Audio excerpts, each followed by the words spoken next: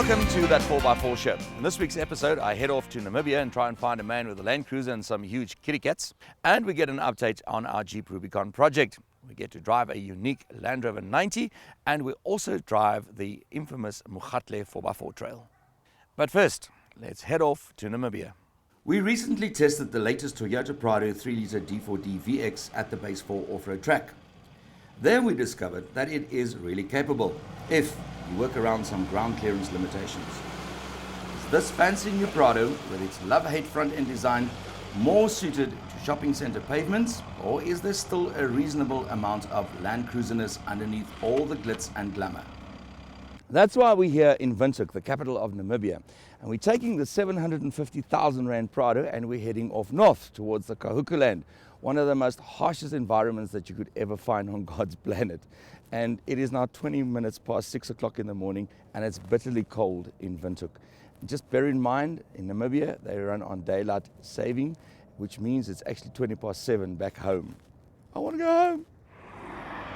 With the clock ticking and with around 800 kilometers to go, I left the early morning bustle of Windhoek behind and headed west towards the Atlantic Ocean. At Okahanya, I hooked a right towards Otjiwarongo. Distances between towns in Namibia are vast. This stretch between Okahanya and Otjiwarongo alone is almost 200 kilometers. Here the Prado's 400 Newton meters of torque, 5-speed auto shifter and standard cruise control really came to the party.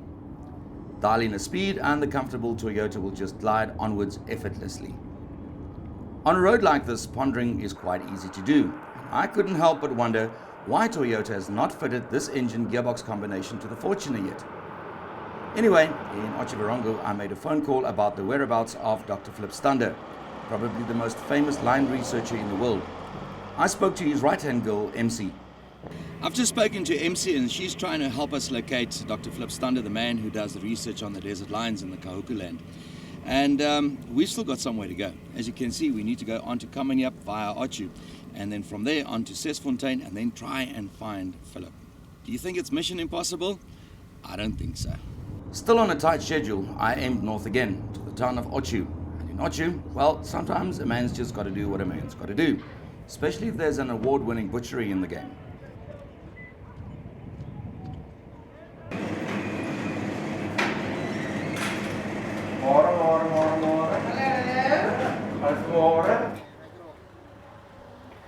So we just stopped here in Otju at the Delaray meat market, got myself some chops, some wors, some steak, and of course, you don't come to Namibia and not buy yourself biltong and droewors. I mean, come on, get real. Armed with at least 3 cows worth of droewors and biltong, I glided on to the little town of Kamanyap, effortlessly. Arriving in Kamanyap, it was time to bid farewell to the beautiful tar roads.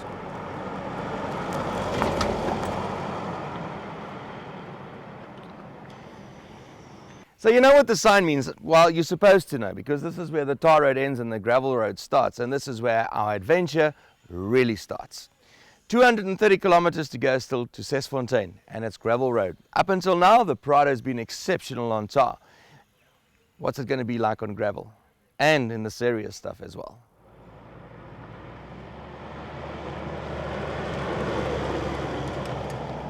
It was time to lock the center differential for a 50-50 power distribution between the front and rear axles. It just makes the whole rig more stable on Namibia's finest dirt roads. And I must say, as far as dirt road handling goes, the Prado certainly plays the solid part, especially if you deflate the tires to around 1.5 bar. Despite a slightly dusty cabin and some game viewing on this main road, we managed to make good time. And before I could say, here kitty kitty, I rolled into the one stop in Palmbach for a last refuel of the Prado's 150-litre diesel tank.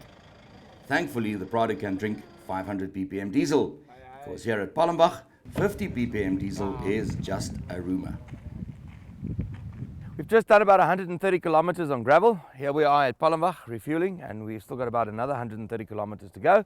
And our aim tonight is to find Dr. Flip Stander. I think we should make it before sunset. So, apparently still on schedule, we left the one stop and headed for Sesfontein, the last town before we could really get into the wild stuff.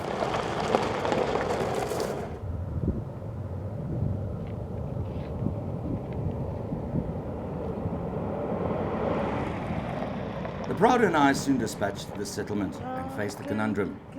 I could head straight down the supposedly dry Hoornip River, all the way to Ampspoort Gorge, our supposed rendezvous point with the doctor. But it was just me, myself and I. If I got stuck in that river. So I took option B, a detour around the river, which should be a safer bet. However, this road, as beautiful as the scenery was, soon turned from okay to bad to worse, reducing the average speed drastically.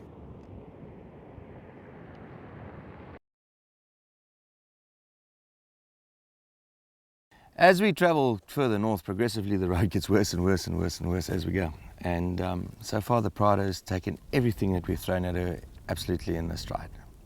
No sweat. I'm actually really impressed.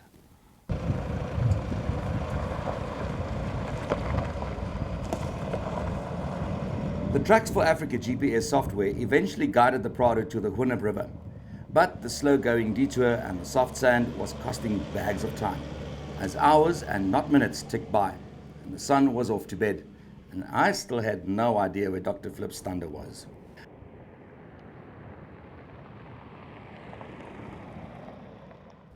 Well, here we are. I've been driving in this riverbed for hours and hours and hours on end, thick sand. Here and there's traces of desert elephants and so on. I don't know how far it's still to go. The sun is officially set. It's now starting to get dark. So I don't know, maybe I'll end up camping somewhere along this riverbed tonight before I can find Philip's thunder. So on I went, driving west in the Hoornip. It was now getting dark, and any hopes of finding Flip and his Land Cruiser faded with the last rays of the sun. Just to remind me that I was now in one of the most inhospitable places on earth, I came across a puff adder. And then I came across some desert elephants. This was not looking good at all. But then, in the dark of night, in the distance, was that a light? Yes, it was. And it was a Land Cruiser light.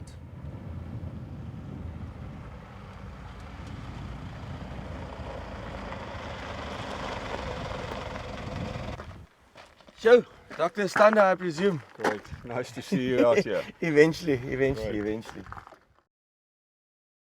Rumor has it that the Moegatle 4x4 trail near Brits is quite a humdinger. Is this true or not? Well, we headed off to go and find out for ourselves. The Moegatle 4x4 trail in the Northwest Province is indeed said to be one of South Africa's 3 terror trails. That's simply because there are a few obstacles here that will indeed strike fear into any mortal being's soul.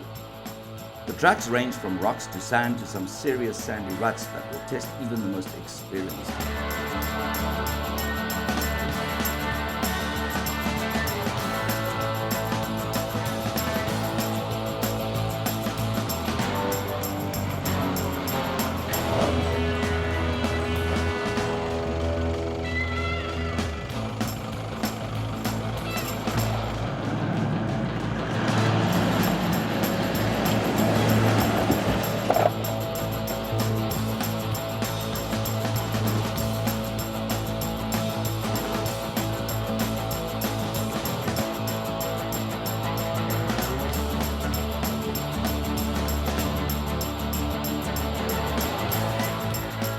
There are escape routes around the obstacles though, so there is always the option to skip one if you are worried about mortal damage to yourself or your vehicle.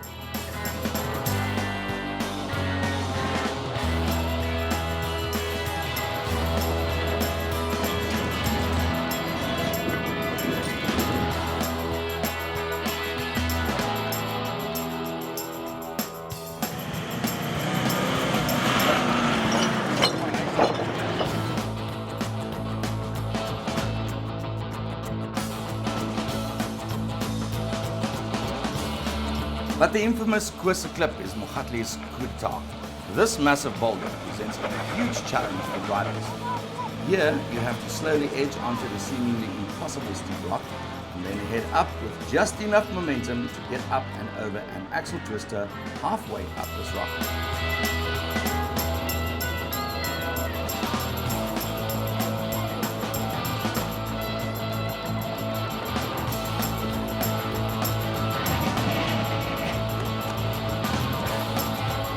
The venue also has accommodation options available, as well as a licensed bar, fishing, bird watching and mountain biking.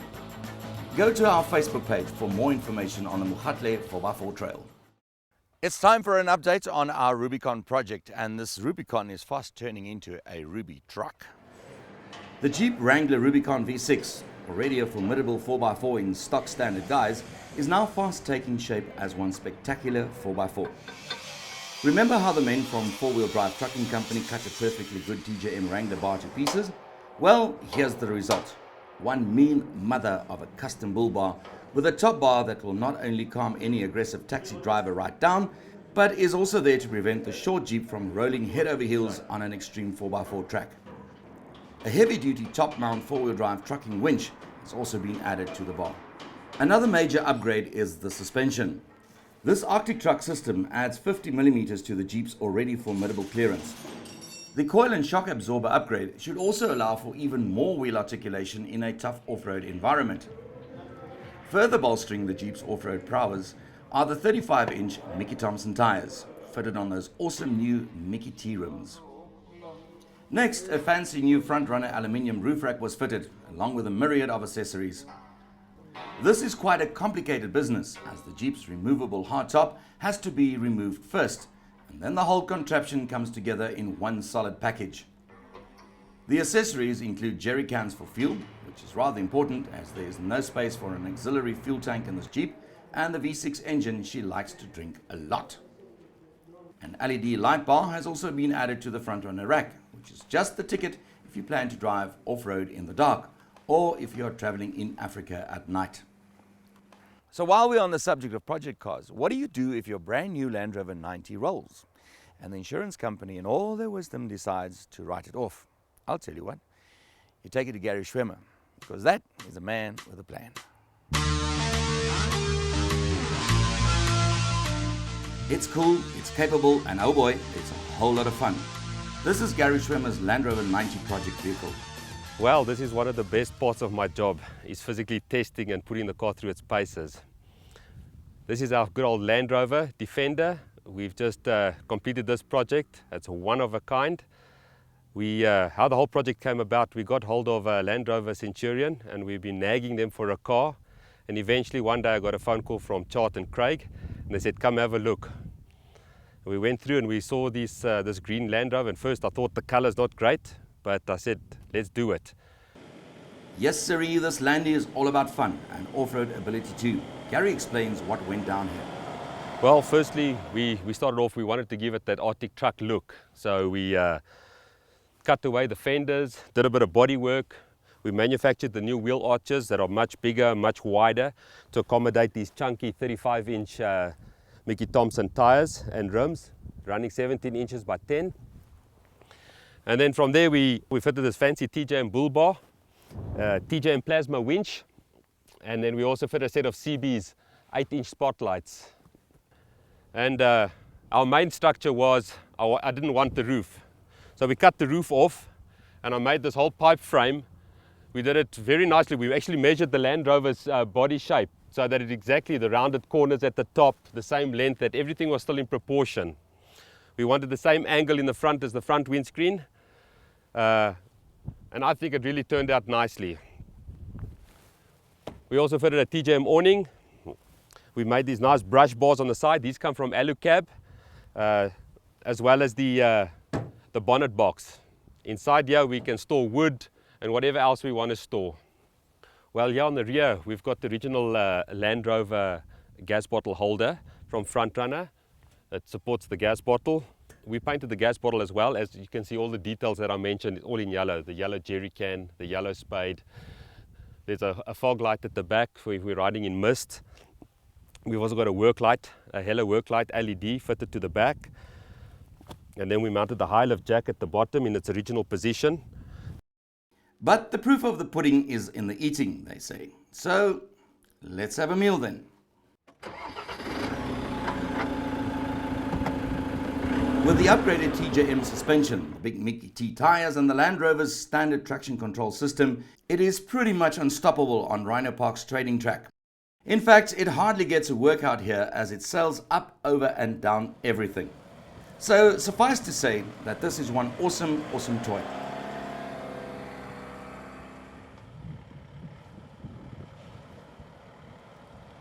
However, there is one slight challenge here. Because there is no roof or windows, driving from Pretoria to Cape Town could turn into a bit of a character test. Not that Gary minds at all. Look, you've got to have short hair.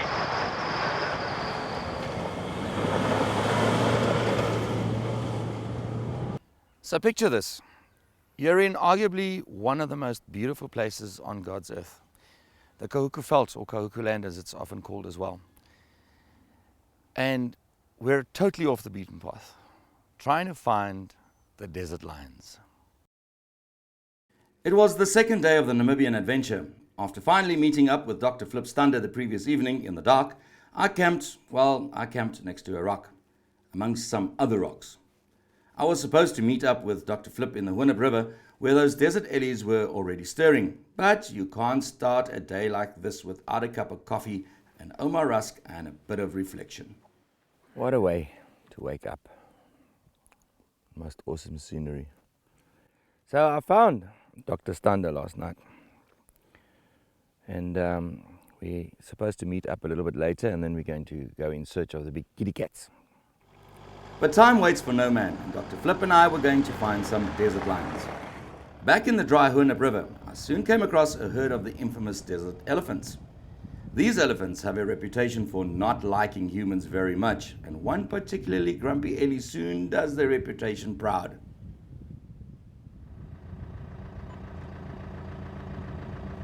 The wildlife kept on coming. A giraffe, more giraffe, springbok. It really is hard to imagine that this is actually a desert.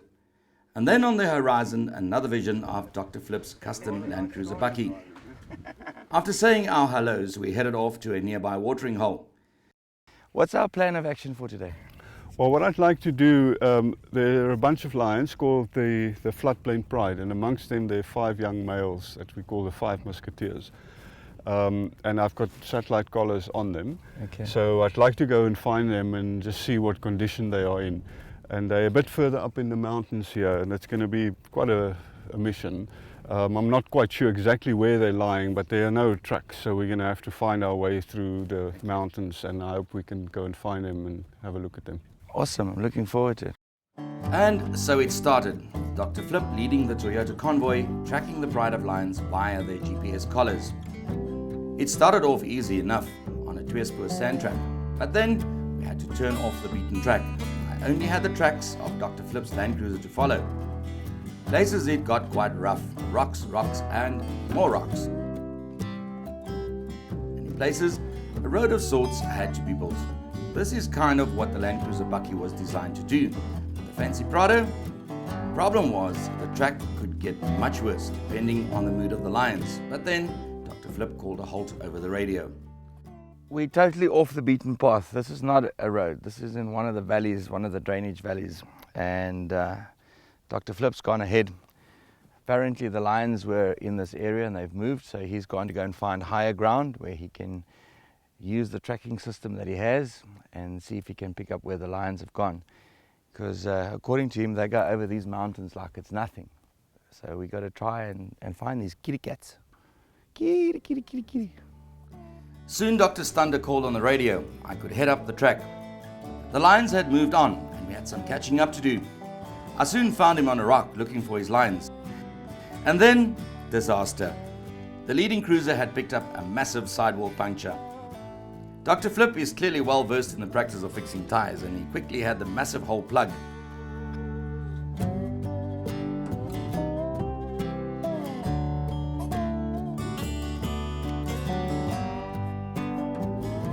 After driving a few more kilometers, Dr. Flip stopped the convoy with news.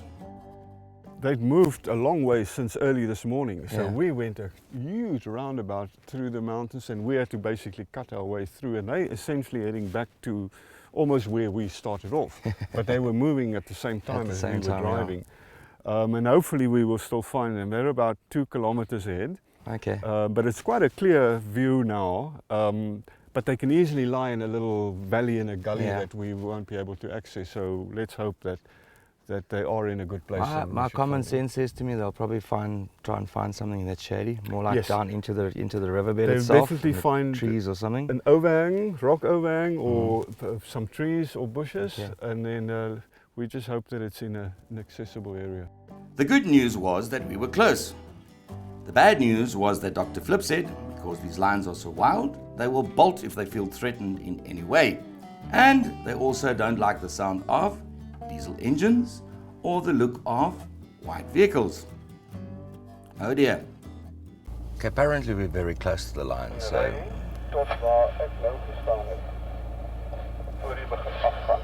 En dan kan jy net daar stop. Dan roep ek nou weer vir julle. Sodat julle alles kan sien. okay, so it looks like we might have found them. We've now been told to move slightly forward, and then he'll call us, and we should be able to see everything from up here. But he just wants to go and check where the lions are, make sure that they're calm, and then we'll be able to move closer. So it's all thumbs. I want to see the kitty cat. Slowly, following every instruction from Dr. Flip, who knows these lions better than anyone, we edged forward. Closer to the tree he said they were lying under.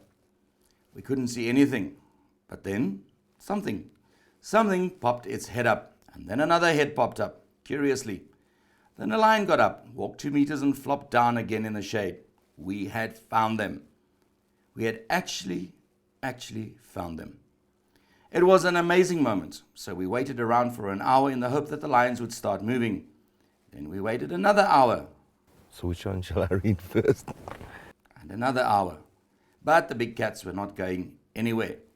With the light fading, we bid the lions farewell and headed out back in the direction of Sesfontein. We still wanted to know more about Dr. Flip Stander's unique Land Cruiser before he slipped off into the night, tracking his lions. With the light fading fast and with Dr. Flip Stander clearly keen to get to work, we said our farewells in the Hoornip River. Off we went in search of his lions, his desert lions. What a man, what a cruiser, what a project, what awesome lions.